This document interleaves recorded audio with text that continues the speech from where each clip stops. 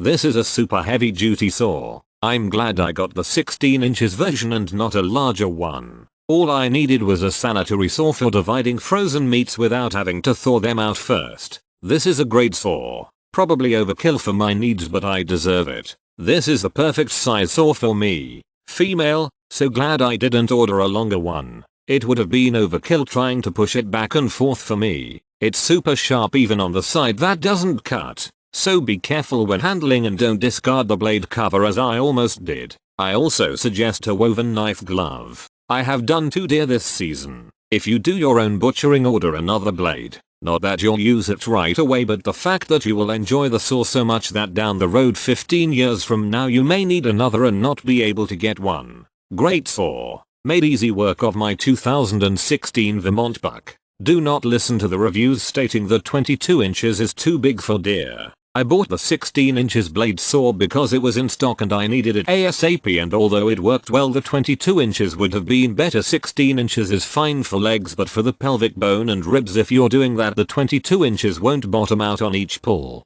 stroke as much. I bought this saw to cut frozen logs of meat. It is definitely a 2-person job, but we got it done. When you don't want to cook 8 or 10 pounds of meat, this saw is handy. I have to admit that some work is involved, but we managed to break the package down. The saw is high quality at a good price, but the teeth are too coarse to cut smoothly through bones, especially ribs. The last couple of deer I used it on, I ended up cutting mostly on the back stroke since it kept hanging up and getting stuck on the forward stroke.